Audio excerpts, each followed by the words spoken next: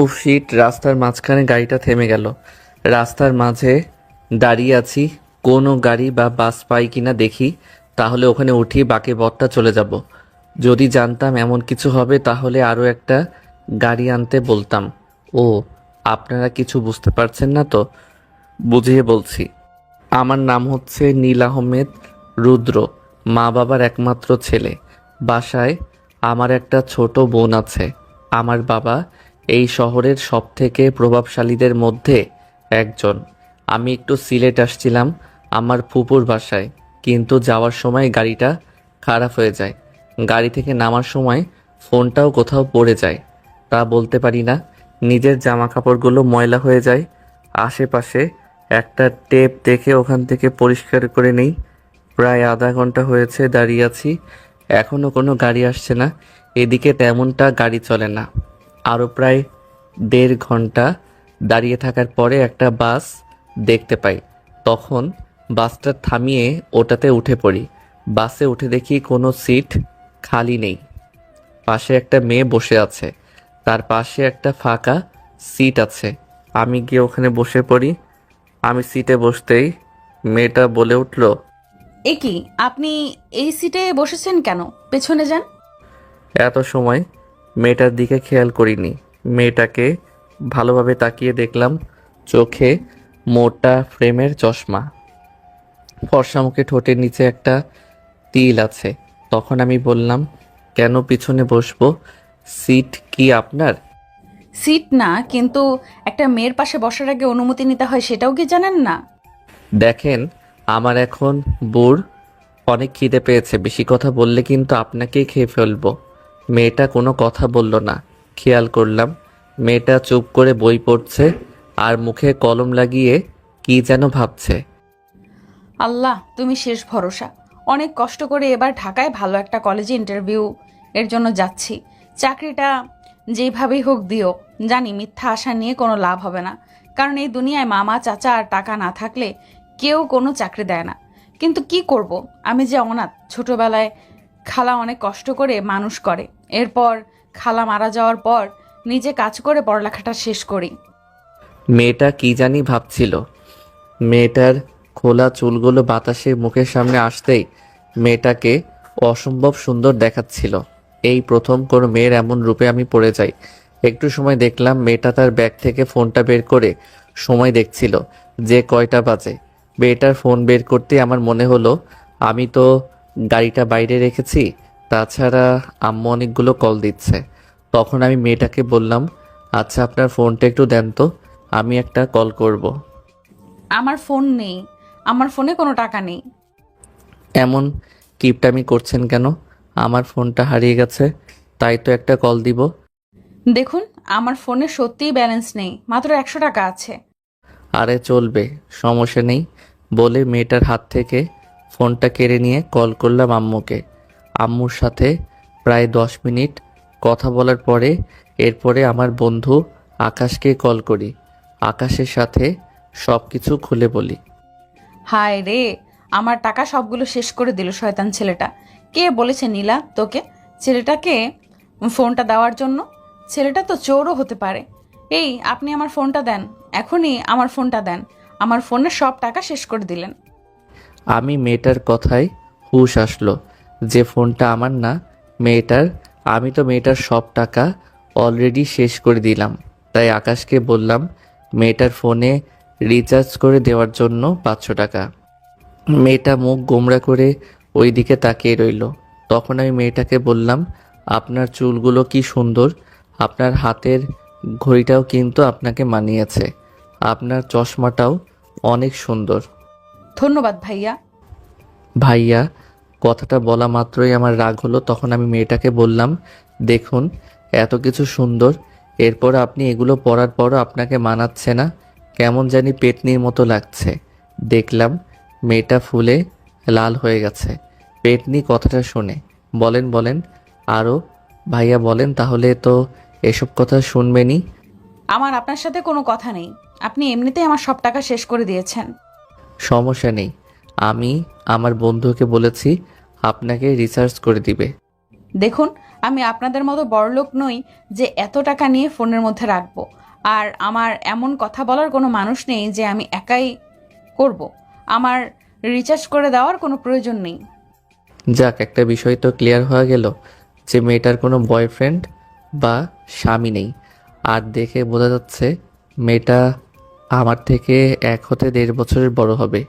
এরপরে মেয়েটা আমার সাথে আর কোনো কথা বলেনি, আমিও মেয়েটার সাথে কোনো কথা বলিনি। প্রায় 2 ঘন্টা পরে ঢাকা এসে পৌঁছাই। এর মধ্যে আমি বাসে ঘুমিয়ে পড়েছিলাম। মেয়েটা কোথায় নেমে গেছে তাও দেখিনি। মেয়েটার নাম্বারটা আকাশের ফোনে আছে, তাই চিন্তা না করে গাড়ি থেকে নেমে আব্বুকে কল দেই।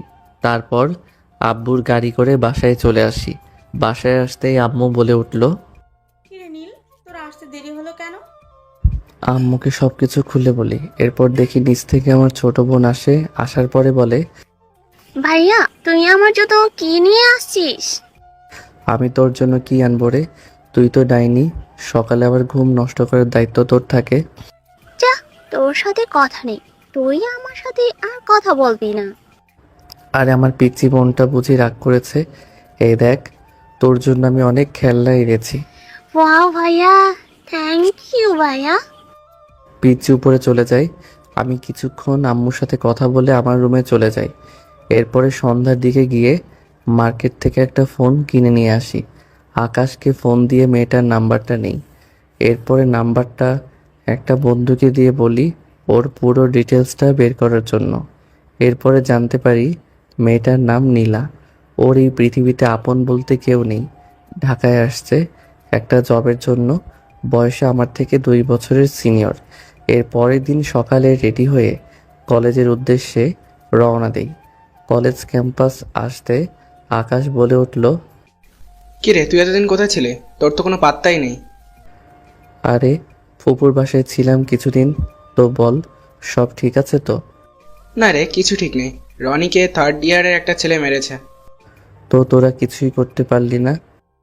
দেখ, তোর বাবার তো প্রচুর টাকা, তাই হয়তোবা তোকে প্রিন্সিপাল কিছু বলবে না, কিন্তু আমরা গরিব। আমরা যদি কিছু করি তাহলে আমাদেরকে টিসি দিয়ে কলেজ থেকে বের করে দিবে। আচ্ছা বল, এখন ওদেরকে কোথায় পাবো আমি? মামা দেখ, যা হওয়ার হয়ে গেছে, এখন আর ঝগড়া করিস না।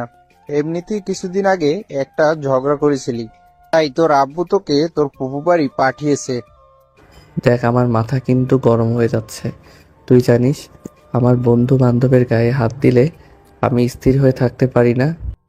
এরপরে আমরা সবাই ক্যাম্পাসের বাইরে বটগাছের নিচে দাঁড়িয়ে রইলাম, হকি স্টিক হাতে নিয়ে। একটু পরে 3rd ইয়ারের ক্লাস শেষ হলো, সবাই বেরোতে লাগলো। তখন ওই ছেলেটাও বের হলো। আকাশ, তুই ওর মুখে একটা ঘুষি দে। আমার কথাটা শুনে পেছন থেকে ছেলেটা আমার দিকে তাকালো। আমাকে দেখে ছেলেটার ভয়ে দৌড়াতে লাগলো। আকাশ পিছন থেকে ওর কলার ধরে একটা ঘুষি দিল। এরপরে ছেলেটাকে সবাই মিলে পিটিয়ে হাসপাতালে পাঠিয়ে দেয়।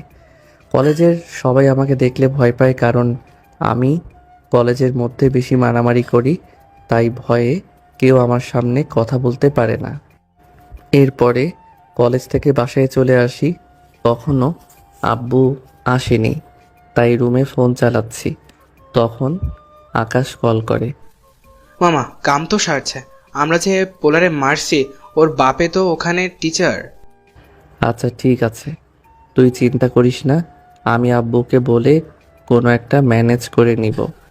আচ্ছা ঠিক আছে, তুই আছিস তাই আমরা কোনো চিন্তা করছি না, নয়তো আমাদেরকে কি হবে আল্লাহ জানে। আমি বসে বসে ফোন চালাচ্ছি। তখনই দেখি আব্বু এসেছে অফিস থেকে। হ্যাঁ, কই গেলে নীলার মা? নীল এসেছে? তোমার নবাবজাদা ছেলে তো সেই কখনই এসেছে। নীল, একটু নিচে আসো, তোমার সাথে আমার কিছু কথা আছে। আমি নিচে ড্রয়িং রুমে বসলাম। বসার পরে আব্বু আমার দিকে তাকিয়ে বলতে লাগলো, বাবা, আমার বয়স হয়েছে এখন, দেখ আমার দ্বারা এগুলো সম্ভব হচ্ছে না। অফিসের দায়িত্বটা আমি আর নিতে পারছি না।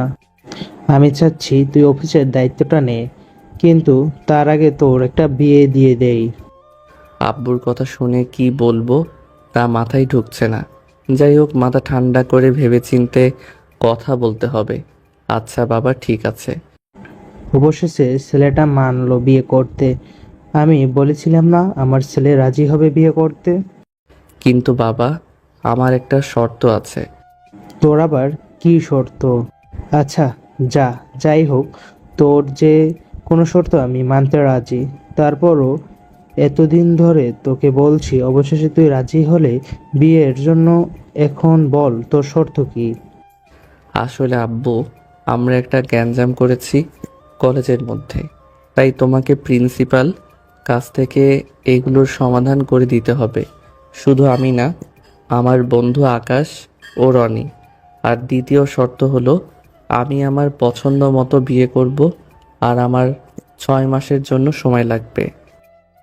আমি প্রথম শর্তটা মেনে নিলাম, কিন্তু আমার পুত্রবধূকে দেখতে চাই। 6 মাস না, 3 মাসের সময় দিলাম। এর মধ্যে তোকে পছন্দ করে বিয়ে করতে হবে। যাই হোক আব্বু সবকিছু মেনে নিয়েছে, তাই উপরে চলে যাই, খাওয়া দাওয়া শেষ করে ঘুমিয়ে পড়ি সকালবেলা। নীলমিনাকে স্কুলে দিয়ে আয়। এই ভাইয়া, স্কুলে দেরি হয়ে যাচ্ছে। আমার গতকাল নতুন রাগী টিচার আসছে, খুবই ডেঞ্জারাস। দেরি হলে বকা দেয় আর জ্ঞান দেওয়া শুরু করে। উঠছি যা। ওই কবে থেকে উঠছি বলছিস? উঠবি না, পানি ঢালমু। ধুর ডাইনি, তোর জন্য শান্তি মতো ঘুমানোই যাবে না। দাঁড়া, রেডি হচ্ছি। তোর জন্য আজকেও আমার লেট। আমার ইচ্ছে করে তোর মাথা ফাড়াই। তুই ম্যাডামের সাথে কথা বলবি, অনেক অনেক রাগি, আমার ভয় করে। আমার ভয় করে ম্যাডামদের সামনে কথা বলতে। চুপ, তুই কথা বলবি, ব্যবহার করলে হবে না। আচ্ছা ঠিক আছে, আমি যেহেতু ভুল করছি আমাকে নিয়ে গিয়ে মেরে দিস। চল এখন। আমি মিনাকে বাইকে করে ওর স্কুলের সামনে নামিয়ে দেই। এরপর মিনা বলে, ওই চল, টিচার এর কাছে দেরি হওয়ার কারণ বলবি। কি করার, বাধ্য হয়ে যাওয়া লাগছে। এমনিতেই টিচারদেরকে ভয় পাই। এরপর মাথা নিচু করে দাঁড়িয়ে আছি, তখন ম্যাম মিনাকে বকা দিতে লাগলো। মিনা, তুমি গতকাল দেরি করেছো। গতকাল আমার ফার্স্ট ক্লাস ছিল, তাই কিছু বলিনি। তাই বলে যে প্রতিদিন দেরি করবে তা কিভাবে? ম্যাডাম, আমার কোনো দোষ নেই, সব দোষ আমার ভাইয়ের। ও ঘুম থেকে দেরিতে উঠে আর বকা শুনতে হয় আমায়। আপনি কেমন ভাই, এমন কেয়ারলেস কেন? আমি ম্যাডামের দিকে তাকাতেই অবাক হলাম, কারণ ও আর কেউ না, নীলা, যার সাথে আমার প্রথম বাসে দেখা হয়েছিল, আমার ক্রাশ। আপনি, সেই জন্যই তো আপনার বোন এরকম অবস্থা। যার ভাই এমন বখাটে, তার বোনকে কিভাবে ঠিক সময় আনবে? দেখুন, আপনি কিন্তু অপমান করছেন। এই ছেলে, তুমি কিসে পড়ো? মানে কি বলছি শুনো নাই? ইয়ারি। সেকেন্ড ইয়ারে হয়েছে বুঝা। তুমি আমার 2 বছরের ছোট। তো কি হয়েছে? আপনার বোনকে সময় মতো নিয়ে আসবেন, কথাটা যেন মনে থাকে। আর আমাকে ম্যাম ডাকবেন, কারণ কিছুদিন পর আপনার কলেজে টিচার হব আমি। ম্যাম, আপনি ভাইয়াকে যা দিয়েছেন না, ভাইয়া কখনো এমন কাউকে ভয় পায় না, শুধু আপনাকে ভয় পেয়েছে। এমন ছেলেদের ঠিক করার টেকনিক আমার জানা আছে। এখন পড়তে বসো। শালার মেয়েটাকে দেখলে কেন জানি না আমার বুকের ভিতরে শব্দ করে। একটু পর আকাশ কল করে। মামা, ওই টিচার ওর ছেলেকে তো প্রিন্সিপাল বের করে দিয়েছে। আব্বুকে বলেছিলাম। এরপরে আকাশকে সবকিছু খুলে বলি, তখন আকাশ বলে, তুই মাঠে আয়, আমরা সবাই ওখানে বসে আছি। আমি গিয়ে দেখি আকাশ ও রনি ওখানে বসে আছে। তখন রনি বলে, মামা, তোর ক্রাশ কিন্তু ইন্টারভিউ দিতে আসছিল, কিন্তু স্যার মনে হয় অন্য কাউকে নেবে। কারণ শুনেছি যাকে ঢুকাবে সে নাকি স্যারকে 10 লাখ টাকা দিতেছে। দাঁড়া, এখনই হচ্ছে। এরপর হেড অফিসে কল দিয়ে ভয় দেখে নীলা চাকরিটা কনফার্ম করে দেই। এরপরে রাতে বাসায় এসে নীলাকে কল দেই। 2-3টা কল যাওয়ার পর রিসিভ করে, ফোনটা ধরতে এত দেরি হলো কেন? আমি অপরিচিত কারোর কল ধরিনি। আর আপনি কে? হব একজন। পরিচিত না হলে কি কল দিতাম? দেখুন, এত ভনিতা না করে বলেন কে আপনি, নয় ফোনটা রাখেন। এত রাগ করেন কেন? কল করেছি, ওই যে আমি মিনার ভাই। ও আপনি সেই বকেটেটা, তো কল কেন দিয়েছেন? না, বলছিলাম আপনি তো মিনাকে পড়া দিয়েছেন, কি পড়া দিয়েছেন তার জন্য জিজ্ঞেস করেছিলাম। পড়া জিজ্ঞেস করতে নাকি সিনিয়র ম্যাডামের সাথে লাইন মারতে? না না, কি যে বলেন। দেখুন ফোন রাখেন, আমার কাজ আছে। নীলা ফোনটা কেটে দিল। ধুর ছাতা, একটু রোমান্টিক কথা বলবো, মেয়েটার মধ্যে এসব কিছুই নেই। এরপরে ফোনটা রেখে ঘুমিয়ে পড়ি। সকালবেলা ঘুম থেকে উঠে পিচ্চিকে স্কুলে দিয়ে এসে কলেজ যাওয়ার উদ্দেশ্যে রওনা দিলাম। ক্যাম্পাসের ভিতরে প্রবেশ করতে দেখি কয়েকটা ছেলে একটা মেয়েকে টিজ করছে। তখন আমি গিয়ে ছেলেটার কলার ধরে ছেলেটাকে একটা নাক বরাবর ঘুষি দেই। এরপরে ছেলেটাকে ধরে যখনই আমি মারতে যাব তখনই পিছন থেকে কেউ আমার হাতটা ধরে। কলেজে কি আসো মারামারি করার জন্য, অসভ্য? দেখুন, আপনি কিছু জানেন না, অযথা এসব কাজে আসতে যাবেন না। নীলার কাছে এসে দুটো থাপ্পড় দিয়ে বেয়াদব, আমি এই কলেজের নতুন টিচার, আমি জানবো। কে জানবে? তখন আকাশ এসে বলে, ম্যাম, আসলে এই ছেলেটা এই মেয়েটাকে কিস করছিল, তাই নীল এসে এই ছেলেটাকে উচিত শিক্ষা দিয়েছিল। তখন ওই মেয়েটাও নীলার কাছে সব কিছু খুলে বলে। তখন নীলার কাছে এসে ওই ছেলেটাকে দুটো থাপ্পড় দিয়ে ওখান থেকে চলে যেতে বলে। নীলার থাপ্পড় খেয়ে আমার ঠোঁটের নিচ থেকে রক্ত বের হতে লাগলো। নীলা আমার কাছে কিছু একটা বলতে চাইলো, কিন্তু আমি না শুনে নীলার কাছ থেকে চলে আসি। কি ফাজিল ছেলে রে বাবা, বুঝলাম আমার একটু ভুল হয়েছে, তাই বলে কি কথা শুনবে না? আমি আর ক্লাস করলাম না, আকাশ আর অনিককে বলে ওখান থেকে চলে আসলাম। রাতে শুয়ে ফোন চালাচ্ছিলাম, তখনই আমার ফোনে কল আসলো। কলের নাম্বারটা দেখে আমি অবাকই হলাম, কারণ ফোন নাম্বারটা অন্য কারো না, ছিল নীলার। কলটা রিসিভ করতে ওপাশ থেকে বলে উঠল, আসসালামু আলাইকুম, কেমন আছেন? কেন? আপনার কি মনে হয়েছে, আপনি কি ভেবেছেন আপনার থাপ্পড় খেয়ে আমি খারাপ থাকবো? দেখুন, একটু ভুল বোঝাবুঝি হয়েছে, সেজন্য আমি আপনাকে সরি বলার জন্য আপনাকে কল করেছি। কিন্তু এখন দেখছি সে সরিটাও বলবো না, কারণ আপনার ব্যবহারটা আমার ভালো লাগেনি। আর হ্যাঁ, আপনাকে একটা কথা বলি, সিনিয়র মেয়েদের পেছনে লাইন মারা বন্ধ করুন। আমাকে মিনা সব কিছু বলেছে। কি? তার মানে আমি যে নীলাকে পছন্দ করি সবকিছু বলে দিয়েছে মিনা? তোকে তো আমি ছাড়ছি না। তখন আমি নীলাকে আমার উদ্দেশ্যে করে বললাম, দেখুন, আপনি সরি কিভাবে বলবেন তা আমি জানি না, কিন্তু আপনি যদি সরি নাও বলেন, কিভাবে বলে নিতে হয় সেটাও আমার জানা আছে। আমার সাথে মাস্তানি করবেন? আমি কিন্তু আপনার কলেজের টিচার। ঠিক আছে, আসেন, তখন দেখা যাবে কে কি করতে পারে। আগামীকাল কলেজে আসুন, দেখা যাবে। নীলা এরপরে কলটা কেটে দেয়। তারপর আমি কিছুক্ষণ ফেসবুক চালিয়ে ঘুমিয়ে পড়ি। সকালবেলা ফ্রেশ হয়ে নিচে আসতে আব্বু বলল, নীল, আজকে আমার শরীরটা ভালো না, চল আমার সাথে আজকে অফিসে চল। আব্বু, আজকে আমার একটা বিশেষ ক্লাস আছে, তাই আমি আজকে তোমার সাথে যেতে পারবো না। কি এমন বিশেষ ক্লাস? আমি তো জানি তুই ঠিকভাবে নিজের ক্লাসটাই করিস না, তাহলে আজকে এমন কি বিশেষ কাজ? মনে করো তোমার পুত্রবধূকে পটানোর চেষ্টা করছি। তাহলে ঠিক আছে, আমি কিছু বলবো না। যত তাড়াতাড়ি পারিস আমার পুত্রবধূকে ঘরে তুলে নিয়ে আয়। কিন্তু বাবা, ওর ফ্যামিলিতে ওর বাবা মা বলতে কেউ নেই। তো কি হয়েছে, আমি আর তোমার বাবা তো আছি, ওর মা বাবা হয়ে থাকবো। আমি জানি আমার আব্বু আম্মু খুব ভালো মানুষ। আব্বুকে বিদায় জানিয়ে বাইকে করে কলেজে যাওয়ার উদ্দেশ্যে রওনা দিলাম। যাওয়ার পথে অনিকার আকাশকে বাইকে নিয়ে একসাথে কলেজে যাওয়ার উদ্দেশ্যে তিনজন মিলে রওনা দিলাম। তখন রাস্তার মাঝখানে একটা মেয়েকে দেখে আকাশ বলল, মামা, এই মেয়েটাকে আমার খুব পছন্দ হয়েছে, আমি ওকে ভালোবাসি, কিন্তু ভয় কখনো বলতে পারিনি আমার ভালোবাসার কথা।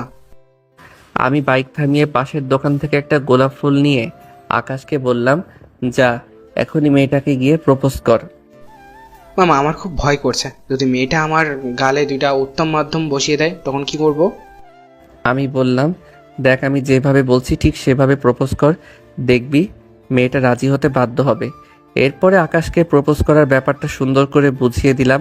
এরপরে আকাশ মেয়েটার কাছে গিয়ে হাঁটু গেড়ে বলতে লাগলো, স্বপ্ন দিয়ে আঁকি আমি সুখের সীমানা, হৃদয় দিয়ে খুঁজি মনের ঠিকানা, ছায়ার মতো থাকবো আমি তোমার পাশে, যদি একটু ঠাঁই দাও তোমার হৃদয়ের মাঝারে। ভালোবাসি প্রিয়, বড্ড ভালোবাসি তোমায়। এরপর খেয়াল করলাম মেয়েটা আকাশকে জড়িয়ে ধরে। তারপর আকাশের সাথে অনেক সময় ধরে কথা বলে দুজন। আর আমি আর অনেক তো শালার বডিগার্ডের মতো দাঁড়িয়ে আছি। তুই এটা কোন কাম করলি? এখন তো বরবাদ শালা। মেয়ে মানুষ পেয়ে ভুলে গেছিস? আরে ও আমাকে মেয়েটার কথা অনেক আগে বলেছে, কিন্তু আমি সিরিয়াসলি নেই নাই। কিন্তু ও পরে বলেছে সত্যি ওই মেয়েটাকে পছন্দ করে, তাই দুজনকে এক করে দিলাম। ওরটা তো করে দিলি, তোরটা কি হবে? আমারটার কি তোদের আজ দেখাবো। আমারটা কি জিনিস দেখেছিস, চিনিস নাই? এর মধ্যে আকাশ চলে আসে। কি মামা, তাহলে তো সব হয়ে গেছে তাই না? থ্যাঙ্কস মামা, তোরা ছাড়া হয়তো আর কখন ওরে আমি আমার মনের কথা বলতে পারতাম না। ঠিক আছে, পরে পিরিত করিস, এখন ক্লাসে চল। মামা কাহিনী কি, আজ এত তাড়াতাড়ি ক্লাসে যাবি? আরে তোদের ভাবির ক্লাস একটু পর। কিছু সময় পর কলেজে আসি, এসে দেখি নীলা ক্লাস নিচ্ছে। আমি ভিতরে প্রবেশ করতেই নীলা বলল, কয়টা বাজে? এখন কি ক্লাসের সময়? না মানে না মানে কি? বের হও ক্লাস থেকে। দেখেন আজকে তো দেরি হয়েছে, আর আমরা সব সময় এমন সময় আসি। আমার ক্লাসে দেরি পছন্দ না, তাই তোমরা বাইরে গিয়ে দাঁড়াও। জানি রাতের কথার প্রতিশোধ নিচ্ছে, তাই কিছু বললাম না। আকাশ অনেক সহকারে ক্লাস থেকে চলে আসি। তখন আকাশ বলে, ভাই রে ভাই, মায়াটা কি ডেঞ্জারাস, ওর চোখের দেখলেই আমার ভয় লাগে। তুই জানিস কেউ? মনে হয় যেভাবে বলছিস তুই ম্যামের বয়ফ্রেন্ড। হ্যাঁ, ক্লাসে ওই রাগী মেয়েটাই হচ্ছে নীলা। কি ভাই, আমি তোর সাথে নাই, কখন যে কি করে তা বলা যায় না। হুম ভাই, বেঁচে গেছে। এমন রাগী একটা মেয়েকে তোর পছন্দ করতে হলো। মানলাম মেয়েটা সিনিয়র। প্রেমে পড়ে গেছি, কি করব বল। প্রথম দেখায় যে এমন করে নিব বুঝতে পারিনি। আমি আকাশ ও অনিককে বিদায় জানিয়ে আব্বুর অফিসে যাই। অফিসে গিয়ে ম্যানেজার থেকে চেক বই নিয়ে 20,000 টাকা লিখে আব্বুর কাছে যাই। আব্বু সাইন করো। কি জন্য টাকা? গত সপ্তাহে তো 50,000 নিলি। এর জন্য তো আমি কার্ডটা সাথে করে নিয়ে আসি। তোর বিশ্বাস নেই? আব্বু টাকাটা লাগবে। তোর তো কোনো প্রয়োজনে টাকা নিস না, শুধু আজে বাজে জিনিস নিয়ে নষ্ট করিস। না আব্বু, টাকাটা লাগবো আমার, প্লিজ দাও না। আচ্ছা আচ্ছা ঠিক আছে, দিচ্ছি। আমার কাছে ক্যাশ আছে, নিয়ে যা। আব্বু টাকা দিল। অফিস থেকে চলে যাই একটা শপিং মলে। নীলার জন্য একটা সুন্দর দেখে ড্রেস পছন্দ করি। এরপরে ড্রেসটা নিয়ে বাসায় চলে আসি। আজকে একটু সকাল সকাল ঘুম থেকে উঠে গেছি। ঘড়িটা হাত দিয়ে দেখি পুরাই মাথা নষ্ট, কারণ আমি আজকে সব দিনের চেয়ে আগে উঠে গেছি। কারণটা কি বুঝতে পারলাম না। ভাবলাম সকালে ঘুম থেকে উঠে গেছি যেহেতু, তাহলে গোসলটা করে নেই। এটা ভেবে ওয়াশরুমে চলে যাই। ওয়াশরুম থেকে বের হয়ে টাওয়েল জড়ানো অবস্থায় লুঙ্গি ড্যান্স করছি আর হানি সিংয়ের গান গাইতেছি। তখনই কেউ একজন আমার রুমের দরজা খুলে আমার রুমে এসেই চিৎকার দেয়। আ আমি নীলাকে আচমকা দেখে বলে উঠি, তো তুমি এখানে কেন? না সরি, মানে আপনি এখানে কেন? চোখ বন্ধ করে ওপাশ হয়ে বললাম, সরি, আমি জানতাম না তোমার রুম। মিনা আমাকে এই রুমটা দেখিয়ে দিয়েছে ওয়াশরুম বলে। চোখ দুটো বন্ধ অবস্থায় নিচে চলে আসি। খেয়াল করলাম মিনা হাসছে। ভাইটা যেমন ফাজিল, বোনটাও একই রকম। এরপর মিনার কাছে এসে ওকে কান ধরে দাঁড় করিয়ে রাখি। আল্লাহ গো, বিয়ের আগে বুঝি ইজ্জতের ফালুদা হয়ে গেল আমার। তখন খেয়াল করলাম আম্মু আব্বু রুমে প্রবেশ করে। কিরে, আমার গরুর মতো চিৎকার করছিলি কেন? আগে বলো ওই মেয়েটা এখানে কেন? এটা আবার স্বপ্ন না তো? কি বলে ফেললাম। কেন তুই জানিস না? মানে জানি না, মানে মেয়ে মানে। ব্যাপার কি, রাতে কি স্বপ্ন দেখলি নাকি? যে একবার বলিস কে মেয়েটা, আবার বলিস মেয়েটা কি আসছে, বুঝিয়ে বলতো বাপ। ও, আমি বুঝতে পেরেছি। মিনার ইংলিশ টিচারের কথা বলছিস? ওকে, আমি বলছি মিনাকে পড়ানোর জন্য। মানে নীলা আমার ছোট বোনকে পড়াতে এসেছে, আর মিনা দুষ্টুমি করে আমার রুমে নীলাকে পাঠিয়েছে। এটা স্বপ্ন না, সত্যি। আম্মু আব্বু চলে যায় নিচে। তখন আম্মু নিচে এসে নীলাকে দেখে বলে, আবার মনে কিছু করো না ওর চিৎকার শুনে। না আন্টি, আর নীল তো যে কলেজে পড়ে আমিও ওই কলেজেরই টিচার। ওহ, তাহলে তো ভালোই। যদি আমার ছেলেটাকে একটু মানুষ করতে পারো মা। আমি খেয়াল করলাম নীলা আর মা কথা বলছে। আমি রেডি হয়ে নিচে আসলাম। তখন আম্মু বলল, নীল, মেয়েটাকে বাসা পর্যন্ত পৌঁছে দিয়ে আয়। আম্মুর কথা শুনে মনের মধ্যে লাড্ডু ফুটতে লাগলো। তখন নীলা বলে উঠল, না আন্টি, লাগবে না, আমি একা যেতে পারবো। না, তুমি যেখানেই থাকো ওই জায়গাটাই তেমন ভালো না, আর আমি তোমার ক্ষতি চাই না। আমি তোমার মায়ের মতো। ওনার মুখে মা কথাটা শুনে কেন জানি না চোখ দুটো ভিজে আসতে লাগলো। কি ব্যাপার, তুমি কান্না করছো কেন? কই না তো। একদম মিথ্যা বলবা না। তোমার চোখে পানি দেখেছি, তোমাকে বলতেই হবে। না, আসলে আপনার মুখে মা শব্দটা শুনে তাই আমার মায়ের কথা মনে পড়লো, কারণ অনেক ছোটবেলায় আমি আমার মাকে হারিয়েছি, তাই। বোকা মেয়ে, এখানে কান্না করার কি আছে?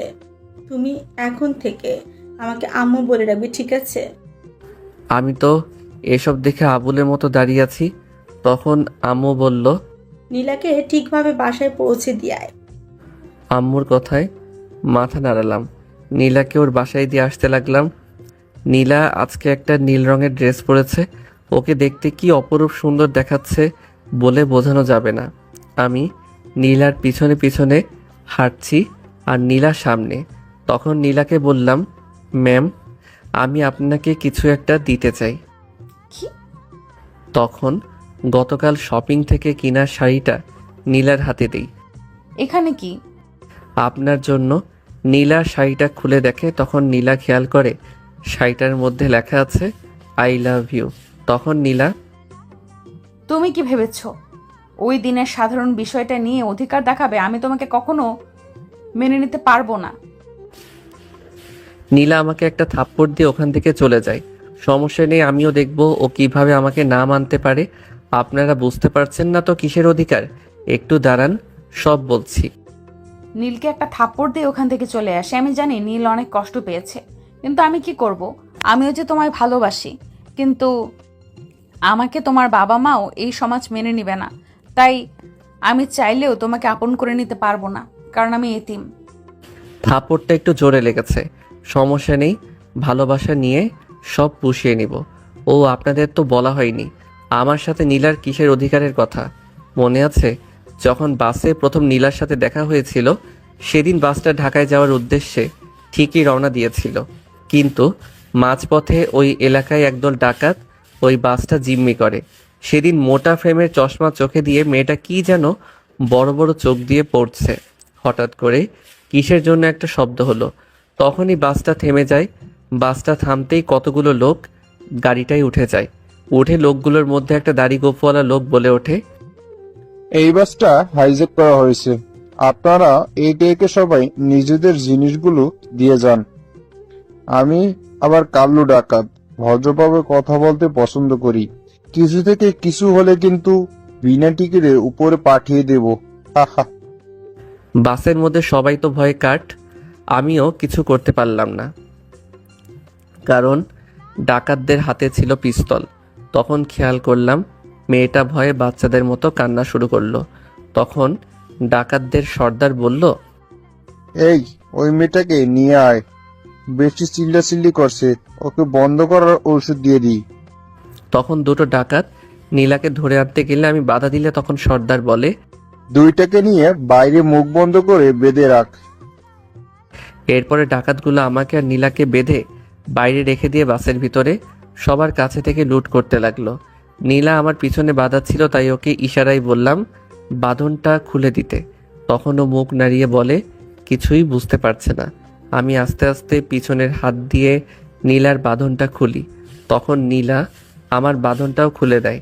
তখন নীলার হাত ধরে জঙ্গলের দিকে দৌড়াতে লাগি, কারণ ডাকাতগুলো জঙ্গলের দিকে আসবে না।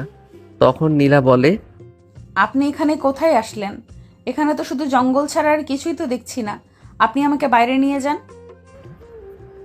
হ্যাঁ, এটা আমার শ্বশুর বাড়ি, তো সেজন্য আমি আপনাকে এখানে নিয়ে এসেছি। আর আমি জানি এখান থেকে কিভাবে বের হতে হয়। জানেন তো? কেন নিয়ে আসলেন? ও আমার ভুল হয়েছে, আপনাকে ওইখানে ওই ডাকাতের মাঝে রেখে দেওয়ার প্রয়োজন ছিল। যখন ওই ডাকাতগুলো আপনাকে গুলি করে মেরে ফেলতো তখন ভালো হতো।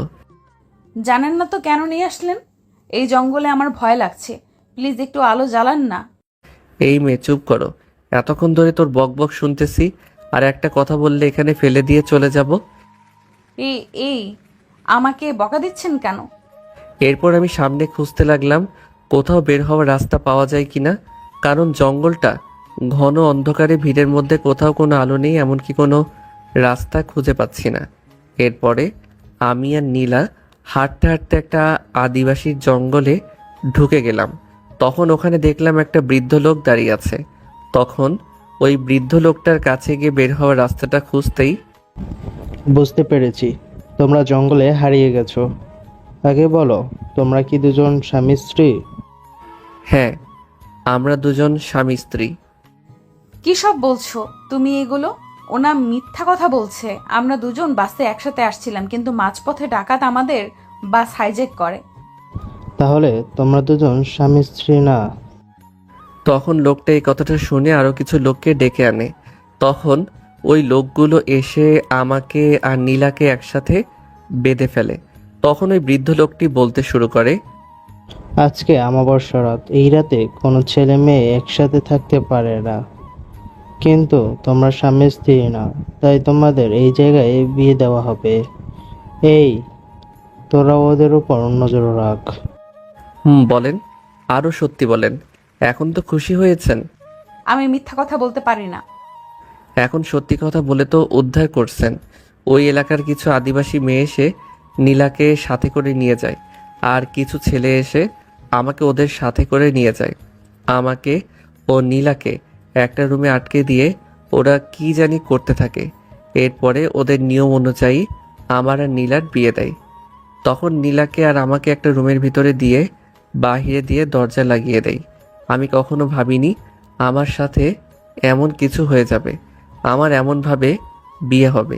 নীলাকে হয়তো প্রথম দেখায় আমার ভালো লাগে, কিন্তু আমি কল্পনাও করতে পারিনি যে আমার সাথে ওর এইভাবে বিয়েটা হবে।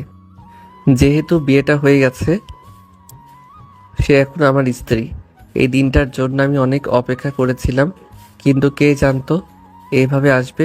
সেই দিনটা বাসরাত নিয়ে কতই না স্বপ্ন ছিল আমার। আজকে সব স্বপ্ন শেষ হয়ে গেল। তখন আমি নীলার সামনে আসতেই নীলা বলে উঠল, দেখুন, আপনি আমার কাছে আসবেন না। আর এখানে যা কিছু হয়েছে এটা একটা অ্যাক্সিডেন্ট ছাড়ার কিছু না। দেখুন, আপনার কাছে এটা সামান্য অ্যাক্সিডেন্ট, কিন্তু সত্যি যে আপনার সাথে আমার বিয়ে হয়েছে এবং আপনি আমার স্ত্রী। দেখুন, আপনি আমার কাছে স্বামীর অধিকার নিয়ে আসবেন না। এটা শুধু একটা অ্যাক্সিডেন্ট ছাড়ার কিছু না। আমি আর কিছু বললাম না। রাতে মেঝেতে শুয়ে পড়লাম। সকালে ওই বৃদ্ধ লোকটি, তোমাদের দুজনকে কিন্তু একসাথে খুব সুন্দর দেখায়। আমি আশাবাদ করি তোমরা দুজন সবসময় সুখে থেকো। এরপর বৃদ্ধ লোকটা শহরের রাস্তা দেখিয়ে দেয়। তখন আমি আর নীলা ওখান থেকে চলে আসি। আপনারা তো পরের কাহিনী জানিনি কি হয়েছে, কিন্তু নীলা আমাকে ওই ঘটনার জন্য কিছুতেই মানতে রাজি নেই। এরপর বাসায় চলে আসি। মিনাকে স্কুলে দিয়ে এসে কলেজে যাওয়ার উদ্দেশ্যে রওনা দিই। কলেজ ক্যাম্পাস এসে দেখি আকাশ ও অনেক বটগাছের নিচে বসে আছে। কি মামা, তোমার তো খবর নেই, আজকাল তো দেখি অনেক বেশি প্রেম করো। তা তো করবেই, ম্যামের ক্রাশ বলে কথা। তো বিয়ে কবে করছিস? বিয়ে তো করেছি। মানে বিয়ে করলি মানে? এইসব কি বলিস? আমাদের না জানিয়ে তুই বিয়ে করে ফেললি? না বন্ধু, এটা মানতে পারলাম না। দূর শালা, কথাটা তো শোন। নিজের ভালোবাসা দিয়ে মানিয়ে নিতে হবে। কিন্তু এখন তো কি জানি করছে। কি আর করার, শালারা পকেট ফাঁকা করার ধান্দায় আছে। আকাশ আর অনিককে বিদায় জানিয়ে বাসায় চলে আসি, কারণ আজকে আর ক্লাস করিনি। বাসায় আসতে পিচ্চি বোন, ওই, তুই আমার ব্যাগ থেকে চকলেট কি করেছিস? খাওয়ার জিনিস কি রেখে দেই? সেটা তোর থেকে আমি ভালো জানি। তাহলে জিজ্ঞেস করছিস কেন? কারণ আমার চকলেট নেই, তো তুই কিন্তু রাখাস না আমারে। আমি জানি তুই খেয়েছিস। এই প্যাকেট আমি তোর রুম থেকে পাইছি। তো কি হয়েছে? এটা যে তোর চকলেট, তার প্রমাণ দে। আম্মু আম্মু দেখো, তোমার ছেলে আমার চকলেট খেয়ে ফেলেছে। কি রে ভাই বোন দুটো আবার টম জেরির মতন শুরু করলি? ওরা তো একটু থামে, তোদের তো তাও হয় না। হয়েছে কি বল? তোমার ছেলে আমার ব্যাগ থেকে চকলেট চুরি করে খাইছে। আম্মু, মিথ্যা কথা কই এই পেতনি। আমার সব জানা আছে। এখন শোন, তুই ওর জন্য এক প্যাকেট চকলেট নিয়ে আসবি। হইছে, খেলাম দুটো, আনতে হবে এক বক্স। মামা বাড়ির আবদার। আম্মু তাহলে তোমাকে ভাইয়া আর ম্যামের সিগারেট কথাটা বলতে হয়। মিনার মুখ চেপে ধরে বললাম, চুপ কর বোন, যা লাগে দিমো, মুখ খুলিস না এখন। কি রে, কি বলতে চাইলে? আর ওর মুখ ধরে রাখছিস কেন? আম্মু কিছু না, তুমি যাও, আমি এনে দিব, ওকে? আম্মু রান্নাঘরে চলে যায়। ওই ছাড় কুত্তা, আমি আম্মুকে সব বলে দেব। না বোন, প্লিজ বলিস না, যা, তোর জন্য আমি চকলেট নিয়ে আনবো। সত্যি তো, না হলে কিন্তু। সত্যি বললাম তো। ডাইনিটাকে কোনো প্রকার থামানো গেল। রাতে খাওয়া দাওয়া করে শুয়ে আছি, তখনই অচেনা একটা নাম্বার থেকে কল আসে। শুয়ে শুয়ে ফেসবুক চালাচ্ছিলাম, হঠাৎ করে দেখি ফোনটা বেজে ওঠে। খেয়াল করলাম একটা অচেনা নাম্বার থেকে কল আসলো। প্রথমে কলটা ধরলাম না, পরে দেখি আবার করলো। কলটা ধরে, আসসালামু আলাইকুম, কেমন আছেন? ওয়ালাইকুম আসসালাম। আলহামদুলিল্লাহ। কে চিনতে পারলাম না। জানাটা কি বেশি প্রয়োজন? অবশ্যই, কারণ বউ বারণ করছে, তাই সবার সাথে কথা বলা বারণ। ও আচ্ছা, আমি আসলে গতকালের জন্য সরি বলতে কল করেছি, কারণ এইভাবে আমার কথা বলাটা ঠিক হয়নি। কিন্তু দেখতে পারলাম তুমি তাতে কিছু মনে করনি। সিনিয়র বউ মারতেই পারে, তাই বলে কি বউকে ছেড়ে চলে যাব? আর কিছু বলতে পারলাম না। কলটা কেটে দেই ওপাশ থেকে। দূর ছাতা, মেয়েরা কি এমনই হয়, মুখ দিয়ে কিছু বলবে না? কবি এই জন্যই বলে, মেয়েদের বুক ফুটে তো মুখ ফুটে না। সকালবেলা ঘুম থেকে উঠে আমি মিনাকে স্কুলে দিয়ে এসে এরপরে কলেজ যাওয়ার উদ্দেশ্যে রওনা দিলাম। কলেজ ক্যাম্পাসে এসে দেখি আকাশ আর অনিক বসে আছে। আমি ওদের সামনে যেতেই ওরা আমাকে দেখে বলে উঠল, দেখ মামা, রোমিও চলে এসেছে। রোমিও চলে এসেছে, কিন্তু আসতে একটু লেট করে ফেলছে। একটু আগে নীলা ম্যামের ক্লাস শুরু হয়ে গেছে। আমরা তোর জন্যই অপেক্ষা করছি, তুই এইমাত্র আসলি। নীলা আজকে একটা নীল রঙের শাড়ি পরে এসেছে। ওকে তো একেবারে পরীর মতো লাগছে। আমি যেন ওর দিক থেকে চোখ সরাতে পারছি না। কি রে শালা, এভাবে দাঁড়িয়ে দাঁড়িয়ে কি দেখছিস? তোর একটুও লজ্জা করছে না? দূর হালা, লজ্জা তো মেয়ে মানুষের থাকে, ছেলে মানুষের লজ্জা বলে কোনো কিছু থাকে নাকি? এই এখন চল তো ক্লাসরুমে, এত কথা না বলে। শালা দুইটা গিয়ে দুটো মেয়ের পাশে গিয়ে বসলো। জানি শালা দুইটা লুচু, মেয়ে দেখলে মনে ওদের লাড্ডু ফোটে। আমি পিছনের একটা বেঞ্চে বসতেই পাশের একটা মেয়ে সামনের সিট থেকে আমার পাশে এসে বসে। খেয়াল করলাম এটা নেহা। নেহা এসে আমার পাশে বসে বলে ওঠে, কি ব্যাপার নীল, তোমাকে তো খুঁজেই পাওয়া যায় না। গত 1 মাস ধরে তো ক্লাসেও দেখিনি। আসলে একটু ফুপুর বাসায় গিয়েছিলাম। ও, তোমাকে আমি কত খুঁজেছি, কিন্তু ওরা কেউ বলতে পারেনি তোমার কথা। কেন বলো তো? নেহা কিছু একটা বলতে যাবে, তখনই খেয়াল করি নীলা রেগে ওঠে। নেহার দিকে রাগি চোখে তাকিয়ে বলে ওঠে, এই মেয়ে, তুমি না সামনে ছিলে, এখন ওই সিটে কেন গেলে? এখানে কি পড়াশোনা করতে এসেছো না প্রেম করতে? যাও ওই সিটে গিয়ে বসো। খেয়াল করলাম নীলা ম্যাম তো রেগে একদম আগুনের মতো হয়ে গেছে। ওনার মুখটা লাল বর্ণ ধারণ করেছে। দেখলাম নীলা রেগে আমার কাছে এসে বলে, এই দাঁড়াও। পিছনে তাকিয়ে দেখি অন্য কাউকে বলছে কিনা। তখন নীলা আবার বলে ওঠে, হ্যাঁ তোমাকে বলছি, দাঁড়াও। গত মাসের যে ইংলিশ সাবজেক্টটা ছিল সেটা ক্লিয়ার করে উদাহরণ দিয়ে ইংলিশে বলো। জি ম্যাম, আসলে বাংলাতে বললে ভালো হয় না। আসলে আমি সব বিষয় ভালো পারি, কিন্তু নীলার সামনে প্রকাশ করিনি। আকাশ সহ সবাই হা করে তাকিয়ে রয়েছে, কারণ আমি হচ্ছি ক্লাসের টপ। কিন্তু ক্লাসের টপের নামটাই রুদ্র দেয়া আছে। তাই নীলা আমাকে চিনতে পারেনি। তখন নীলা বলে ওঠে, আমার বোঝা হয়ে গেছে তুমি কতটুকু পারো। কলেজে তো আসো পড়াশোনা করতে না, মেয়েদের সাথে প্রেম করতে, ভালোবাসার অভিনয় করতে। আমি ঠিকই বুঝতে পারলাম নেহা আমার সাথে এমন হেসে কথা বলার কারণে। নীলা এমন রেগে কথা বলছে। আসলে কবি বলেছে মেয়েরা তার সব জিনিস দিয়ে দিতে পারে, কিন্তু কখনো একটা নারী তার শখের পুরুষকে অন্যের হাতে দিতে বা দেখতে পারে না। এরপর নীলা আরও কিছু কথা বলে কলেজ থেকে বের হয়ে যায়। এরপরে আমিও ক্লাস থেকে বের হয়ে যাই। আমার সাথে সাথে আকাশও অনেক বের হয়ে যায়, তার সাথে নেহাও বের হয়। মামা, আজকে কিন্তু তোর মুখটা দেখার মতো ছিল। দূর শালা, এটা হচ্ছে রোমান্টিক শাসন, তোরা কি বুঝবি? ও ম্যাম, তাহলে তোকে ভালোবাসা দিয়েছে? একটু লজ্জা পেয়ে বললাম।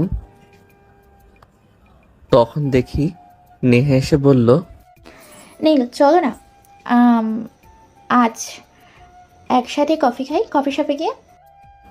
না আসলে নেহা হয়েছে কি, বাসায় না আমার একটু কাজ আছে, তাই তাড়াতাড়ি বাড়ি যেতে হবে। নেহার থেকে পিছু ছুটানোর জন্য অনিক আর আকাশকে বাই বলে ওখান থেকে গাড়ি পার্কের ওখানে চলে আসি। বাইকটা নিয়ে মেইন গেট দিয়ে বাড়ি যাওয়ার উদ্দেশ্যে রওনা দিলাম। একটু সামনে আসতে খেয়াল করলাম কতগুলো বাজে ছেলে একটা মেয়েকে ডিস্টার্ব করছে। একটু সামনে এগিয়ে যেতে দেখলাম নীলাকে ছেলেগুলো ডিস্টার্ব করছে আর আজে বাজে কথা বলতে লাগলো। আমার মাথা প্রচণ্ড পরিমাণ গরম হয়ে যায়। আমি বাইক থেকে নেমে ছেলেগুলোর সামনে যাই। ছেলেগুলোর মধ্যে একটা এসে আমার সামনে আসতেই চিনে যায় কে, তাই ছেলেগুলো ভয় পালাতে লাগলো।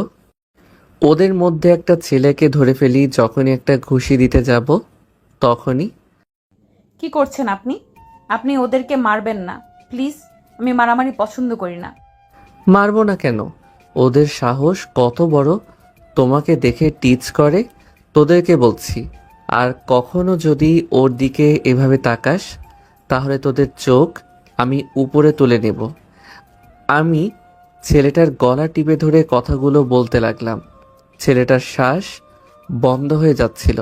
তখন নীলা, প্লিজ ছাড়ুন, না হলে ও তো মারা যাবে এইভাবে গলা টিপে ধরলে। এরপরে ছেলেটাকে ছেড়ে দেই। বাইকে উঠে নীলাকে বলতে লাগি, বাইকে ওঠো, আমি তোমাকে বাসায় নামিয়ে দিচ্ছি। না লাগবে না, আমি একাই যেতে পারবো। তোমাকে আমি বাইকে উঠতে বলেছি। একটু রেগে কথাটা বললাম। আমার রাগ দেখে নীলা ভয়ে বাইকের দিকে আসতে লাগলো আর বিড়বিড় করে বলতে লাগলো, কি ফাজিল পোলারে, কত জোরে ধমক দেই, আমার ভয় করে না বুঝি। যাই হোক, আর যদিও না থাকতো কি যে হতো। আমি সবসময় আল্লাহর কাছে চেয়েছি আমার জীবনসঙ্গী যেন সবসময় আমার পাশে থাকে। মনে মনে কথাগুলো বলছি। এরপর নীলের বাইকে উঠে বসি। নীলা যেই বাসায় ভাড়া থাকে ওই বাসায় নিয়ে আসি। তখন বাড়িওয়ালা চাচা সামনে দাঁড়িয়েছিল। তখন বাড়িওয়ালা চাচা আমাকে আর নীলাকে দেখে বলে ওঠে, বাহ বাবা, ঠিক তো রং তামাশা করছো, কিন্তু আমার ভাড়ার কি হয়েছে? আজ কয় তারিখ? কবে দিবে ভাড়া? আসলে চাচা, আসল নকল আমাকে বুঝাতে এসো না, আমার টাকা লাগবে। নীলার সাথে লোকটা এমন খারাপভাবে কথা বলা দেখে আমার মাথা গরম হয়ে যায়, কিন্তু নীলার সামনে কিছু বলা যাবে না। তখন বাড়িওয়ালা আবার বলে, আমার মাসের শেষ তারিখে ভাড়া দেওয়ার কথা ছিল। আসলে চাচা, আমার বেতনটা পেলে আপনাকে দিয়ে দিব। কবে পাবে টাকা? আর কবে দিবে? টাকা যদি না দিতে পারো, ভাইরে ছেলে না এনে আমাকে। আর কোনো কথা না বলতে দিয়ে একটা থাপ্পড় বসিয়ে দেই লোকটার মুখে। তোর এত বড় সাহস, তুই এই রফিক মোল্লার গায়ে হাত দিস? তোমাকে কে বলেছে ওনার গায়ে হাত তুলতে? আমি কিছু বলতে যাব তখনই আমাকে থামিয়ে দিয়ে বলতে লাগলো, প্লিজ তুমি আর আমাকে অশান্তির মধ্যে ফেলো না, আমি এমনিতেই টেনশনের মধ্যে আছি। ঠিক আছে, মনে থাকবে যেন। আমি কিছু বললাম না। বাইকটা নিয়ে সামনে চলে গেলাম। বাইকটা একটু সামনে রেখে পিছনের দেয়াল থেকে খেয়াল করলাম নীলা বাসায় চলে যায়। তখন সামনে থেকে গিয়ে বুড়োর কলারটা ধরি। এই তোর সাহস কম না, তুই আমার কলার ধরছিস? তুই জানিস আমি এই এলাকার যতগুলো বাড়ি আছে সবগুলোর বাড়ির মালিক।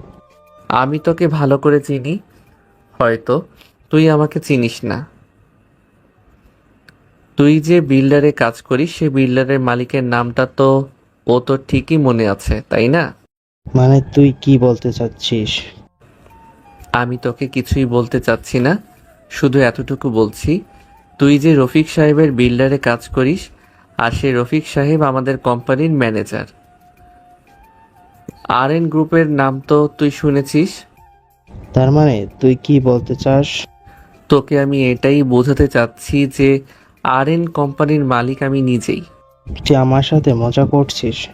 আমি এসব হলে ভয় পেয়ে যাব। আর তুই যদি এই কোম্পানির মালিক হতি তাহলে এই ছোট লোক মেয়ের পিছনে তুই থাকিস না। শালার মুখে এমন কথাটা শুনে মাথাটা প্রচণ্ড পরিমাণ গরম হয়ে যায়। এরপরে ম্যানেজারকে কল করে সব কিছু বলি। তখন লাউড স্পিকার দিয়ে লোকটার সামনে ধরি।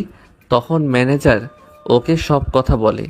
লোকটা ম্যানেজারের মুখে সব কথা শুনে আমার পায়ে এসে পা ধরে বলতে লাগলো, বাবা, আমি অনেক বড় ভুল করে ফেলেছি, তুই আমাকে মাফ করে দাও। আমি জীবনেও ওর বাড়ির আশেপাশেও যাব না। আমি তোমাকে কথা দিচ্ছি, যে ভুল করছি সে ভুল হয়তো বা শাস্তি অনেক ভয়াবহ। সেজন্য তোমার কাছে আমি আমার ব্যবসা ভিক্ষা চাচ্ছি। এবারের মতো তোকে আমি ছেড়ে দিচ্ছি, আর কখনো যদি তুই নীলার আশেপাশেও থাকিস তাহলে পরের বার কিন্তু তোকে আমি ছাড়বো না। এরপর ও ওখান থেকে চলে যায়। ওখান থেকে বাসায় চলে আসি। বাসায় এসে শুয়ে আছি, তখন দেখতে পেলাম মিনা আমার রুমে প্রবেশ করছে। জানি এখন আমাকে শান্তি দিবে না, তাই ঘুমের ভান করেছিলাম। ভাইয়া, এই ভাইয়া, শোন না। আমি জানি তুই ঘুমের ভান করে আছিস। উঠবি নাকি পানি ঢালবো? এই পিচিটার জন্য একটু শান্তিতে ঘুমাতেও পারবো না। যার বাসার মধ্যে এমন একটা পিচ্চি বোন থাকে সেই বোঝে তার কতটা কষ্টের মধ্যে থাকা লাগে। হয়েছে কি বল, কি বলবি? এভাবে চিল্লাচিল্লি করে ডাকছিস কেন? দেখছিস না ঘুমিয়ে আছি? তোর কি জ্বালাতে ভালো লাগে? তুই যে ঘুমিয়ে ঘুমিয়ে ভাবির সাথে রোম্যান্স করছিস তা আমি ভালোভাবেই বুঝতে পারছি। এই তুই পিচ্চি মেয়ে, এগুলো জানিস কি করে? এই একদম আমাকে পিচ্চি বলবি না, আমি মোটেও পিচ্চি না। আচ্ছা ঠিক আছে, তুই পিচ্ছি না, তুই একটা বুড়ি। এখন বল কি হয়েছে? কিছু হয় নাই। তুই সকালে চকলেট আনার জন্য বললি, কই এনেছি? না মানে আসলে ভুলে গেছিলাম, আগামীকালকে নিয়ে আসি। এসব বলে তুই আমাকে ভোলাতে পারবি না। আমি কিছুই জানি না। তুই এখন এই মুহূর্তে গিয়ে আমার জন্য চকলেট আনবি। যদি না আনিস তাহলে কিন্তু আমি আম্মু। মিনার মুখ চেপে ধরে বললাম, এই চুপ কর এবার। তুই কি এখানে বসে কান্নাকাটি শুরু করবি? আচ্ছা চুপ করলাম, তাহলে তুই গিয়ে এখন আমার জন্য চকলেট নিয়ে আয়। আচ্ছা ঠিক আছে, যাচ্ছি। কি আর করার, চকলেট আনতেই হবে, না হলে কি করে ফেলে আল্লাহ জানে। আকাশ আর অনিককে কল করে বাসা থেকে মোড়ে আসতে বলি। বাসা থেকে বের হই দোকানে যাওয়ার উদ্দেশ্যে। বাসা থেকে দোকান বেশি দূর না, কিন্তু মিনা যে চকলেটগুলো খায় সেগুলো অন্য জায়গা থেকে নিয়ে আসতে হয়, তাই আকাশ আর অনিককে আসতে বলি। রাতে কোনো রিক্সা নেই, তাই ভাবলাম গলি দিয়ে গেলে হয়তো একটু সময় কম লাগবে। এটা ভেবে গলির পথ ধরে হাঁটতে লাগলাম। একটু সামনে আসাতেই খেয়াল করলাম কয়টা ছেলে সামনে দাঁড়িয়ে আছে, হাতে তাদের হকি স্টিক। আমি পাশ কাটিয়ে যেতে গেলে, ওই দিন তো ভার্সিটিতে আমাকে একা পেয়ে খুব মেরেছিস, আজকে তোকে আমি একা পেয়েছি।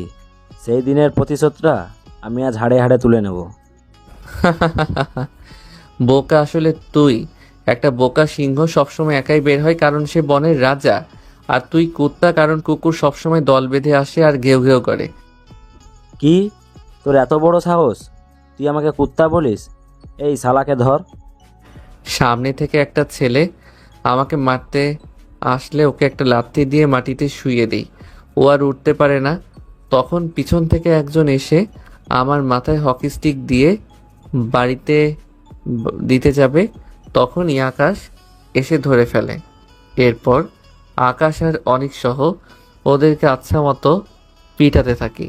তখন ডেভিল আকাশকে একটা ধাক্কা দিয়ে ওখান থেকে পালিয়ে যায়। নীল, আমি তোকে ছাড়বো না। তোর এমন একজন মানুষের আমি ক্ষতি করব যা তুই কল্পনাও করতে পারবি না। এটা বলে ডেভিল ওখান থেকে পালিয়ে যায়।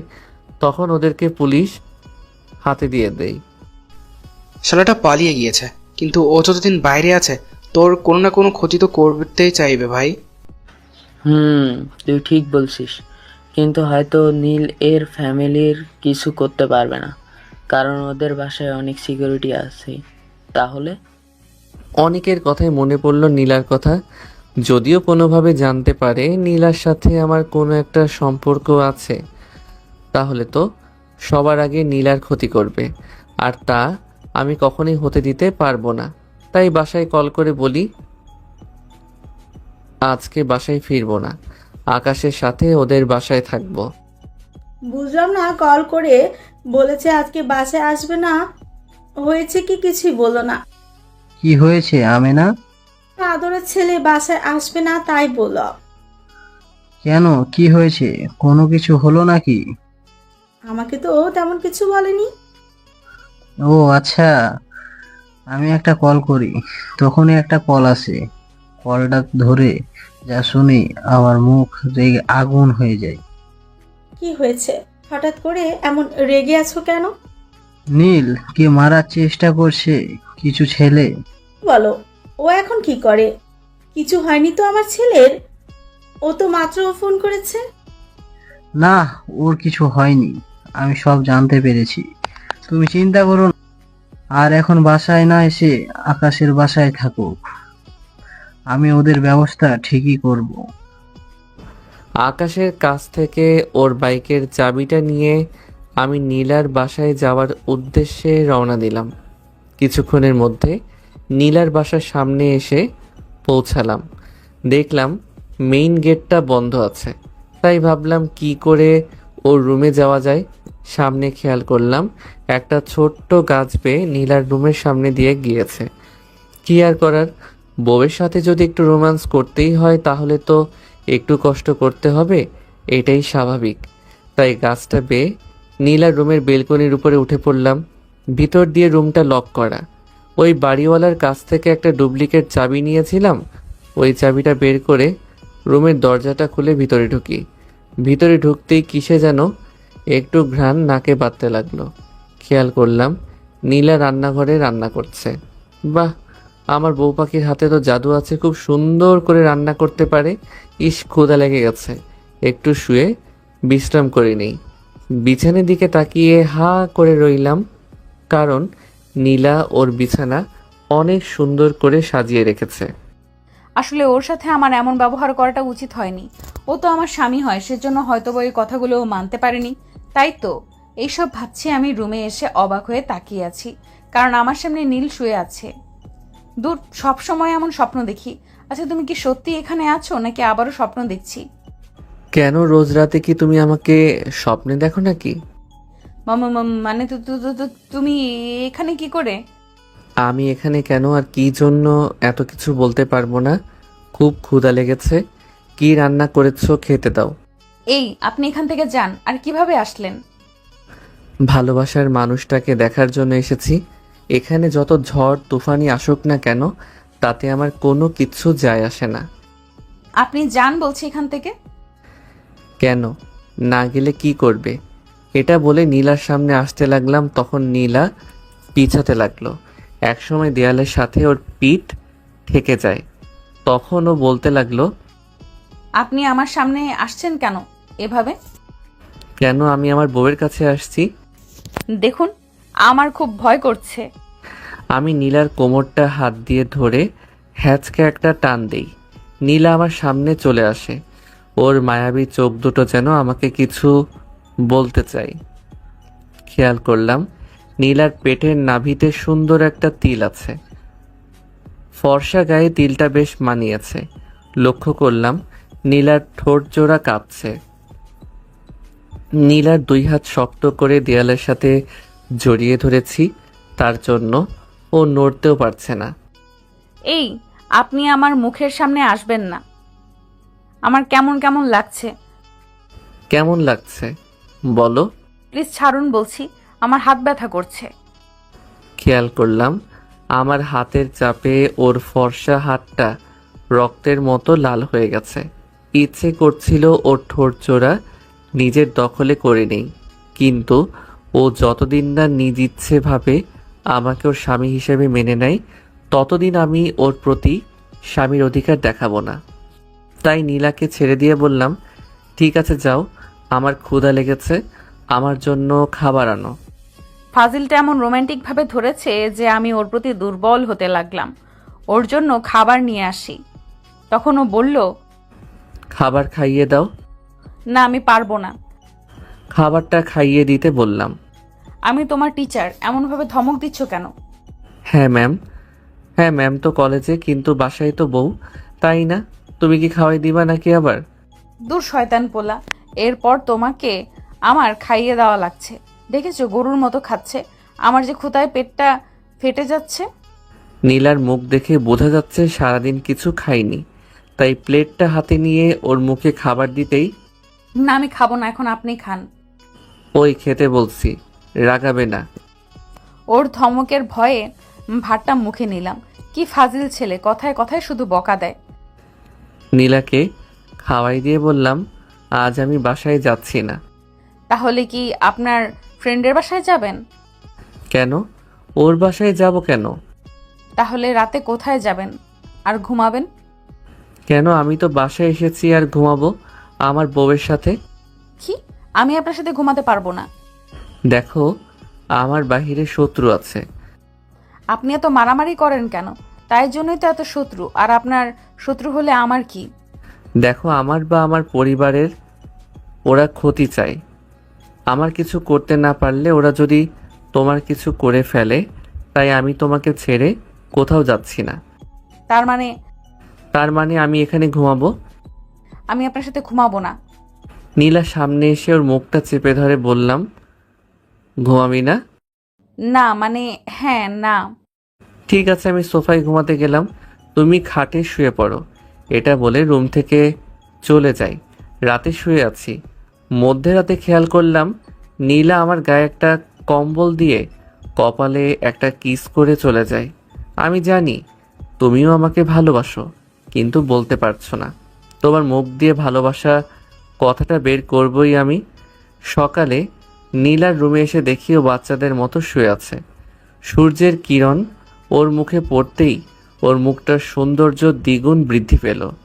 আমি যেন ওর রূপে হারিয়ে যাই এক অজানা দেশে, যে দেশে শুধু কল্পনার সাগর। একটু পর সবাই ওঠার আগে বাসা থেকে চলে যাই কলেজের উদ্দেশ্যে। মাঝপথে লক্ষ্য করলাম নেহা কলেজের উদ্দেশ্যে যাচ্ছিল। তখন নেহা আমাকে দেখে হাত ইশারা করে ডাক দিয়ে বলল, নে বাইকটা থামাও, আমিও কলেজে যাচ্ছি। বাইকটা থামাতেই নেহা বাইকে ওঠে। তখন নেহাকে নিয়ে ক্যাম্পাসে যেতে লাগলাম। তখন নেহা পিছন থেকে বলে উঠল, নীল, আমি তোমাকে কিছু একটা বলতে চাই। কি কথা বলো? এখানে না, কলেজে গিয়ে বলবো। কলেজে প্রবেশ করার সময় দেখতে পেলাম একটা ছেলে ফুল বিক্রি করছে। তখন নেহা বাইক থামাতে বলে। আমি বাইকটা থামাতেই নেহা গিয়ে ছেলেটার কাছ থেকে সবগুলো ফুল কিনে নেয়। আমি কিছু জিজ্ঞেস করলাম না। এই বিষয় নিয়ে নেহাকে নিয়ে কলেজে প্রবেশ করলাম। নীল, একটু ওই দিকটা আসবা, তোমাকে কিছু বলার আছে আমার। আমি নেহার কোনো কিছুই বুঝলাম না। হঠাৎ করে নেহার কি হয়েছে যে এমন করে বলছে, আর কি কথা যা সামনে বলা যাবে না। একেবারে কলেজ ক্যাম্পাসের পিছনে গিয়ে বলবে, তাও সবার সামনে না। তারপর আমি বাইকটা পার্কিংয়ে রেখে ক্যাম্পাসের পিছনে চলে যাই। আমি খেয়াল করি নেহা দাঁড়িয়ে আছে। আমি যেতে নেহা আমার সামনে হাঁটু গেড়ে ফুলগুলো সামনে বাড়িয়ে দিয়ে বলতে লাগলো, নীল কিভাবে বলবো বুঝতে পারছি না, কি দিয়ে শুরু করব তাও জানি না। কিন্তু প্রথম যখন তোমাকে আমি কলেজে দেখেছিলাম তখন থেকে আমি তোমাকে ভালোবেসে ফেলি, কিন্তু ভালোবাসার কথাটা বলার মতো সেই শক্তিটা পাইনি, কারণ ভয় হতো যদি তুমি না করে দাও। সেজন্য তোমার সাথে প্রথম ফ্রেন্ডশিপ করি, যাতে তোমার কাছে থাকতে পারি। আমি তোমাকে অনেক বেশি ভালোবাসি। আমি নেহার এমন কাণ্ড দেখে হাঁ করে তাকিয়ে রইলাম। আমি কখনো কল্পনা করিনি নেহা আমাকে পছন্দ করে। এতটুকু জানি আকাশ নেহাকে প্রচণ্ড পরিমাণে ভালোবাসে, কিন্তু ভয়ে কিছু বলতে পারিনি। আজকে যদি আকাশ এসব দেখে ও অনেক কষ্ট পাবে। আমি এসব ভাবছি, তখনই নেহা বলে ওঠে, কি ভাবছো? সত্যি আমি তোমাকে ভালোবাসি? আমাকে ফিরিয়ে দিও না নীল, আমি তোমাকে অনেক ভালোবাসি। নেহা ওঠো। আসলে নেহা সত্যি বলতে আমি কখনো তোমাকে এসব চোখে দেখিনি। সব সময় নিজের বন্ধু হিসেবে দেখেছি। আর বড় কথা, আমি ম্যারিড।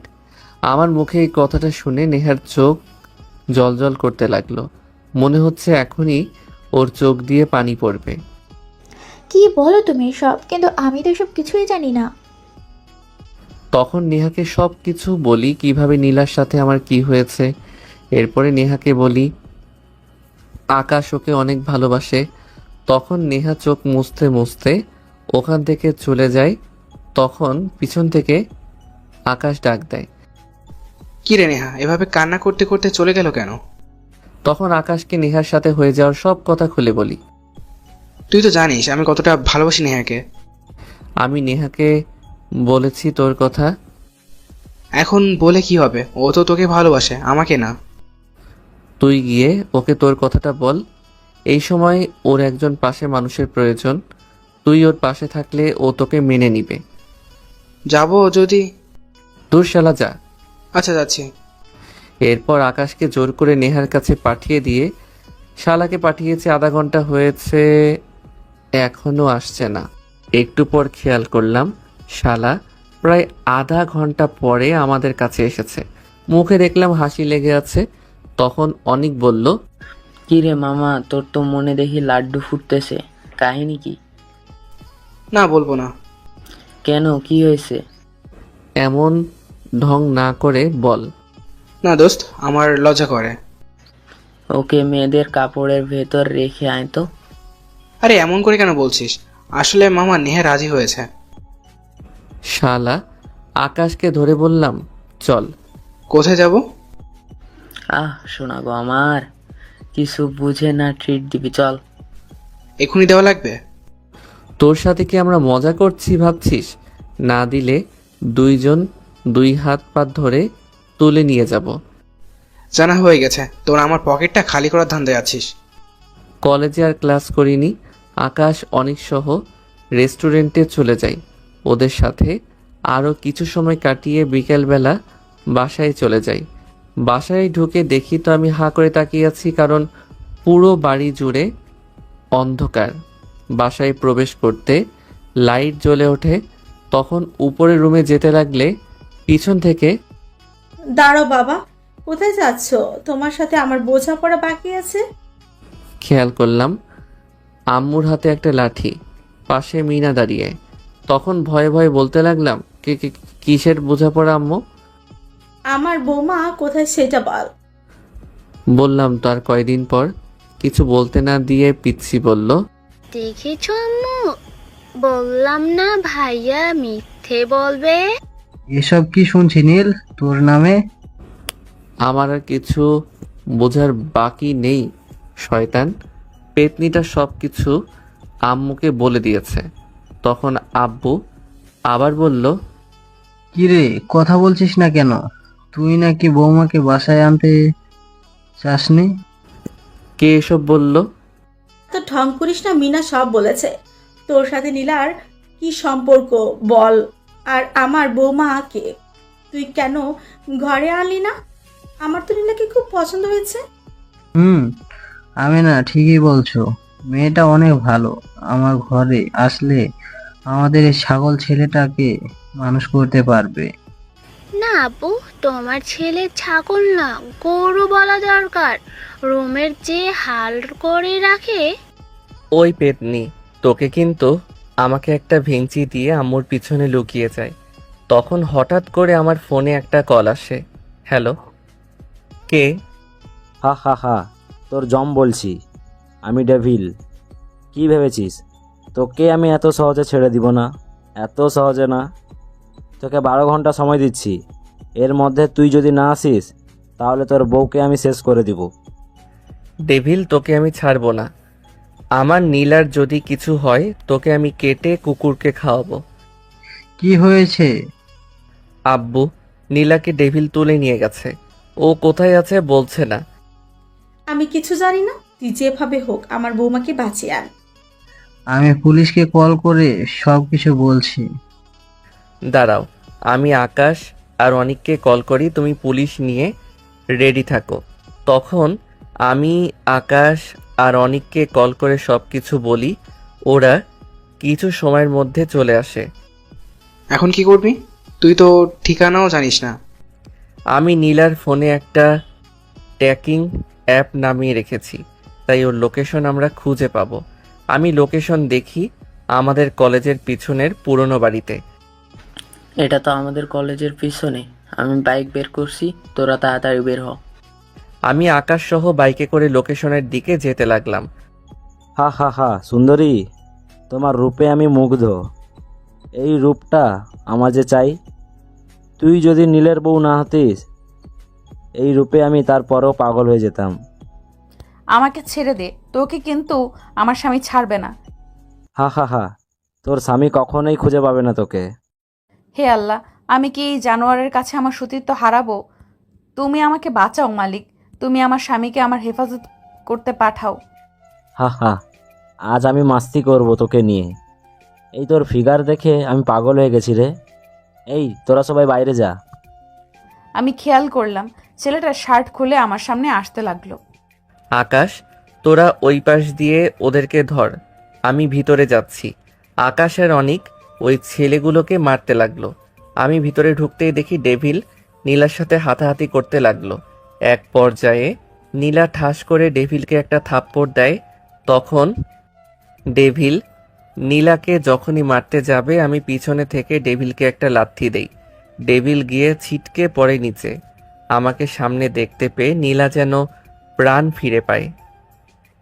দৌড়ে এসে আমাকে জড়িয়ে ধরে কান্না করতে করতে জ্ঞান হারিয়ে ফেলে। এর মধ্যে আব্বু পুলিশ নিয়ে আসে, সবাইকে পুলিশ ধরে নিয়ে যায়। আমি নীলাকে কলে নিয়ে গাড়িতে করে বাসায় নিয়ে আসি। ডাক্তার এসে কিছু ওষুধ দিয়ে চলে যায়। আম্মু নীলার পাশে বসে আছে, কারণ এখনো নীলার হুঁশ আসেনি। তুই যা, আমি ওর পাশে আছি। তুই গিয়ে ফ্রেশ হয়ে নে, সন্ধ্যা হয়ে গেছে। আম্মু, কিছু হয়নি তোমার মা? আম্মুকে জড়িয়ে ধরে কান্না করতে লাগলাম। দূর পাগলি, কেউ এভাবে বাচ্চাদের মতো কান্না করে? তুই একবার বলতি আমার বৌমা তুই, তাহলে আমি কখনো তোকে ওই বাসায় থাকতে দিতাম না। নীলার চিৎকার শুনে আম্মুর রুমে দৌড়ে এসে দেখি নীলা আম্মুকে জড়িয়ে ধরে কান্না করছে। তখন আম্মু বলল, নীলাকে তোর রুমে নিয়ে যা, ওর এখন বিশ্রামের প্রয়োজন। আম্মু এটা বলে নিচে চলে যায়। আমি নীলার পাশে গিয়ে বললাম, এখন কেমন লাগছে? ভালো। আমি নীলাকে কোলে নিতেই ও বলে উঠল, এই কি করছো? আমাকে নামিয়ে দিন, আমি বাসায় যাব। এই মেয়ে, একদম চুপ, একটা কথাও বলবা না। এখন থেকে তুমি এখানে থাকবে। আমি আকাশ আর অনিককে বলেছি, ওরা তোমার সব জিনিস নিয়ে আসবে। এই শয়তান পোলা আমার বুঝি লজ্জা করে না? এই পিচ্চি ছেলে শুধু আমাকে ভয় দেখায়। এই শোনেন না, হয়েছে কি বলো? আমার না এত বড় রুমে ঘুমাতে ভয় করছে। তো এখন কি করব? আমি বলছি আমার সাথে আপনিও ঘুমান, কিন্তু শর্ত আছে, মাঝখানে কোলবালিশ থাকবে। এটা তো মেঘনা চাইতে জল। আমার মনে তো শুধু লুঙ্গি ড্যান্স করছে। আমি খাটে এসে শুয়ে পড়ি। নীলা খাটের মাঝখানে একটা বালিশ দিয়ে শুয়ে পড়ে। রাতে প্রচণ্ড পরিমাণ ঝড় আসে। ঝড়ে বিদ্যুতের শব্দে নীলা আমাকে জড়িয়ে ধরে ভয়ে। ইস, রাতে আমি মনে হয় ওনাকে জড়িয়ে ধরে শুয়েছিলাম। কি যে লজ্জা লাগছে। তখনই দেখি কেউ ভেতরে প্রবেশ করছে। ভাবি, তুমি উঠেছো? জানতাম তুমি উঠবে। কেন তোমার ভাই উঠবে না? বাংলাদেশের যুদ্ধ লাগবে, ওর খবর থাকবে না। তুমি বলছো ওর ওঠার কথা? তোমার ভাই অনেক ফাজিল, তাই না? আমি ঘুমের ভান করে মিনার সব কথাই শুনছি। মিনা, পেতনি, তোকে আমি ছাড়ছি না। আমার নামে মিথ্যা অপবাদ দিস তুই আমার একমাত্র বউয়ের কাছে। ছাড়ো তো আমার গাদা ভাইটার কথা। তোমাকে আম্মু নিচে নাস্তা করতে ডাকছে। তোমার ভাই গাধা। তাই না তো কি? আমি এটাই। ভাবিও তোমাকে পটালো কি করে? একটু পর খেয়াল করলাম নীলা ও মিনা নিচে চলে যায়। তারপর আমি বিছানা ছেড়ে উঠি। ওয়াশরুমে গিয়ে ফ্রেশ হয়ে নিচে এসে দেখি নীলা নেই। চারপাশে নীলাকে খুঁজে না পেয়ে আম্মুকে জিজ্ঞেস করতেই, ও নীলামা, ও তো মিনাকে স্কুলে দিয়ে যেতে গেল, আর এখানে নাকি ওর কিছুই নেই, তাই বাসা থেকে রেডি হয়ে বিকেলে চলে আসবে। তুই বিকালে ওকে নিয়ে আসিস। এটা বলে আম্মু চলে যায়। কিছু সময় পর আম্মু নাস্তা দেয়, নাস্তা করে রুমে আসি।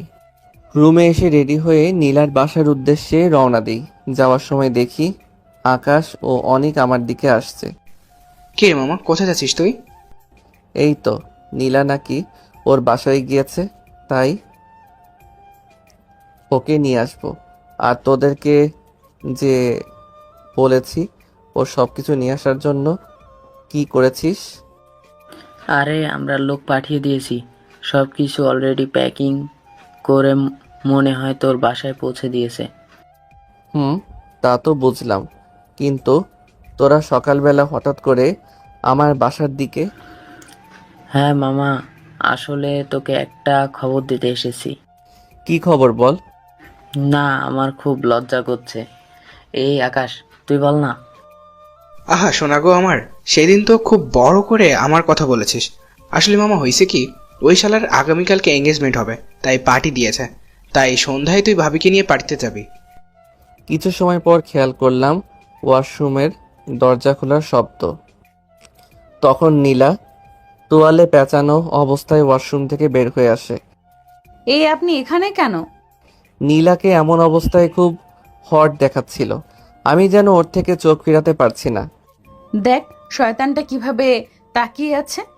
আমাকে দেখে লজ্জায় নীলা আবার ওয়াশরুমে চলে যায়। ভিতর থেকে কথাগুলো বলতে থাকে। নীলার জন্য কিনে রাখা ড্রেসটা ওর সামনে দিয়ে বলি, এটা পরে আসো। না, আমি পারবো না, আপনি এখান থেকে যান। তুমি এটা না পরলে আমি যাব না। না, আমি পরবো না, আপনি এখান থেকে যান। কি তুমি এটা পরবে না? না, পরবো না এটা। এটা বলে ওয়াশরুমে ঢুকে যায়। নীলা আমাকে ভিতরে ঢুকতেই দেখে পিছাতে যেতে লাগলো। আমি ওর হাত ধরে একটা হ্যাঁচকে টান দিই, সোজা গিয়ে আমার বুকে এসে পড়ে। তখন নীলার গোলাপি ঠোঁট জোড়া নিজের দখলে করে নেই। শয়তানটা আমাকে জোর করে কিস করে দেয়, প্রায় 5 মিনিট পর ছেড়ে দেয়। আমি হাঁপাতে থাকি, তখন আবার বলে, কি এখন পড়বা নাকি? না না, পড়ছি, যান আপনি বাইরে। আমি ড্রয়িং রুমে চলে যাই। নীলা রেডি হচ্ছে, ওকে নিয়ে আজকে হাঁটতে যাব। কিছু সময় পর নীলা রেডি হয়ে আমার কাছে আসে। ওকে দেখে তো আমি সেই পরিমাণ ক্রাশ খাই। একটা মানুষ এত সুন্দর কি করে হয়? আমি হাঁ করে ওর দিকে তাকিয়ে আছি। কি আজব রে, এইভাবে এলিয়েনের মতো তাকিয়ে থাকার কারণ কি? আগে কখনো দেখোনি নাকি? এই যে কি হলো, কোথায় হারালেন? নীলার কথাই হুঁশ ফিরে আসে। তোকে কই কিছু না তো, চলো। চলো মানে? আমরা আজকে একটু ঘুরতে যাব। আমি যাব না। যাবে না? না। নীলার কোমরটা ধরে টান দিতেই ওর ঠোঁটটা আমার ঠোঁটের সামনে চলে আসে। ওর পাতলা শাড়িতে নাভির তিলটা দেখা যাচ্ছে। আমি নীলার নাভিতে হাত দিতেই ও চোখ বন্ধ করে নেয়।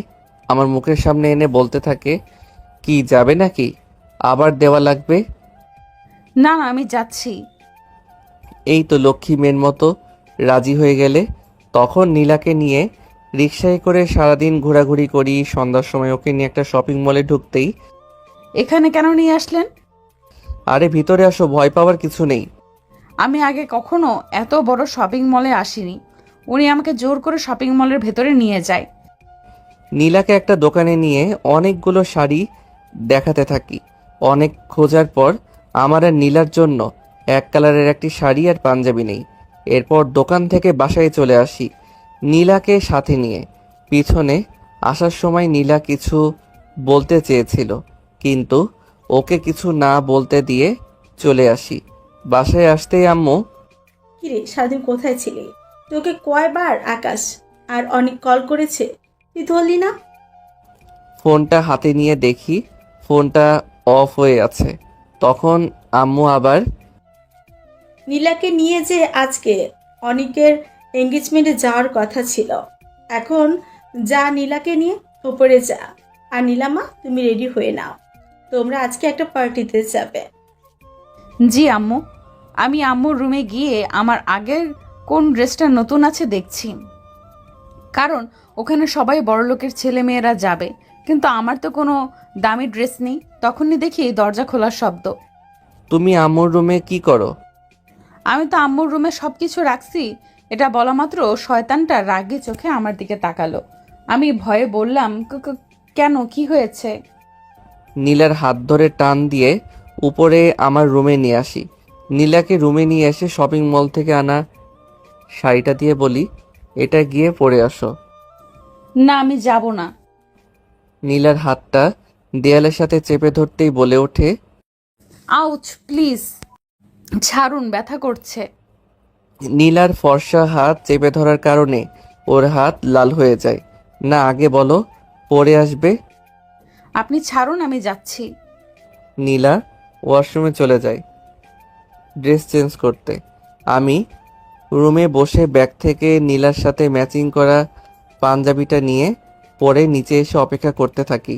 একটু সময় দেখলাম নীলা নীল শাড়িটা পরে নিচে নামছে। ওকে দেখতে একদম পরীর মতো লাগছে। আমি তো ওর দিক থেকে চোখ ফেরাতে পারছি না।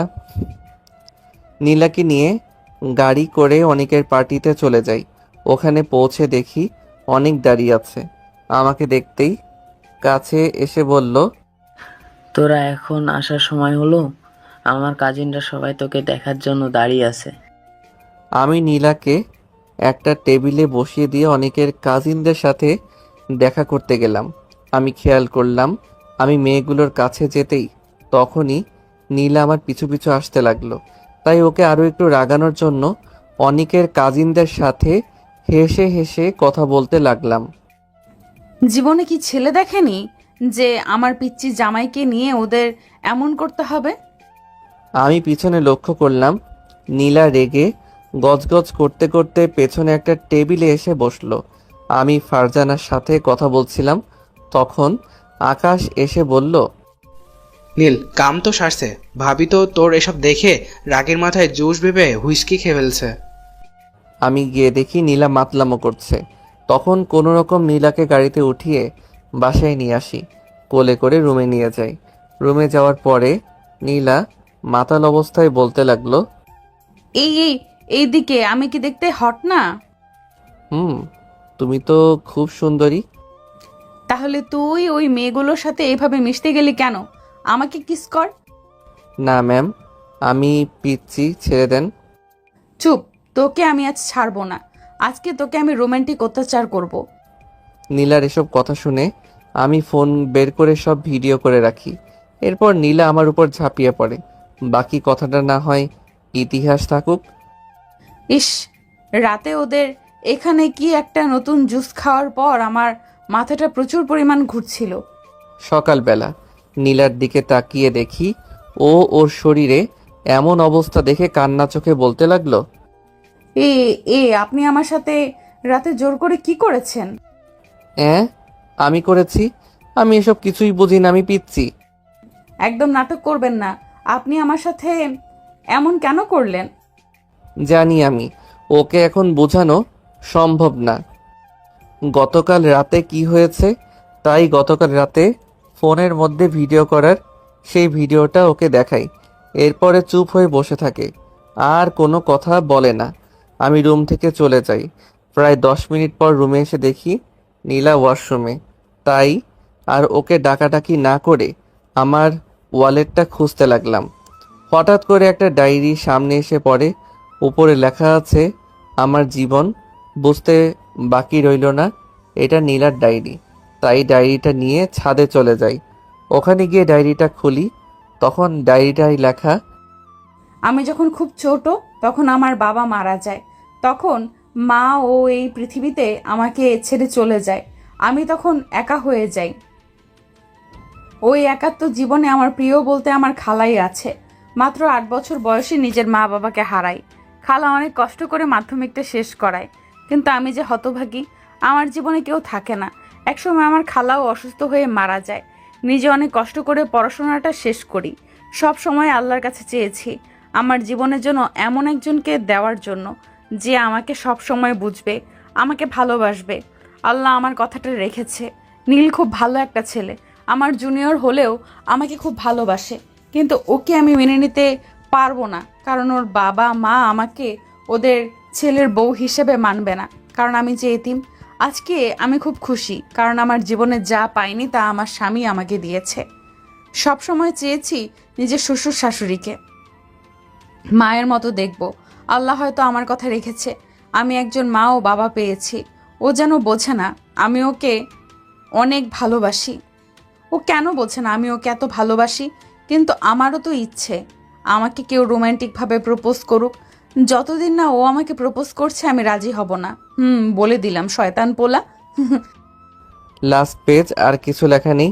নীলার জীবনে অনেক কষ্ট, তাই ওয়াদা করলাম কখনো ওকে কষ্ট পেতে দিব না। নীলার জন্য অনেক আগে একটা ডায়মন্ড রিং কিনে রেখেছিলাম। ওটা বের করে হাতে নিয়ে রুমের দিকে পা বাড়াই। রুমে গিয়ে দরজা নক করে ভিতরে প্রবেশ করতেই দেখি নীলা রেডি হচ্ছে কলেজে যাওয়ার উদ্দেশ্যে। ওর সামনে এসে বললাম, চোখ বন্ধ করো। কেন? তোমাকে চোখ বন্ধ করতে বলেছি। না, করব না বন্ধ। ওই তুই চোখ বন্ধ করবি? কোমরটা চেপে ধরে বললাম। করছি তো। এমন রাগ দেখান কেন? আমিও কলেজে দেখাবো শয়তান পোলা আমি কি করতে পারি।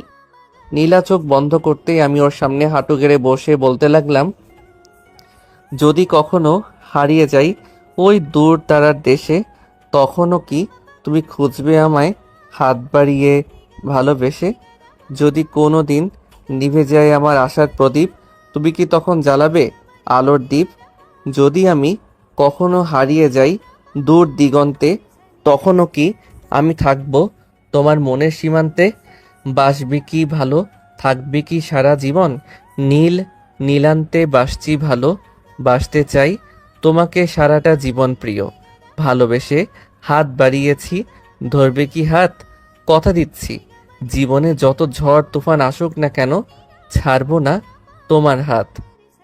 তখন নীলা আমাকে জড়িয়ে ধরে কান্না করতে করতে বলতে লাগলো, আমিও তোমায় বড্ড ভালোবাসি গো। নীলা আমাকে শক্ত করে জড়িয়ে ধরে আছে, যেন আমি কোথাও হারিয়ে যাব তার ভয়ে। পাগলিটা সিনিয়র হলেও সত্যি বাচ্চার মতো। এখন তোমরা কি বিয়ে করতে চাও? সিনিয়র আপু বা ম্যাডামদের কমেন্ট করে জানাবে। আর এমন গল্প চাও কিনা তাও বলতে ভুলবে না।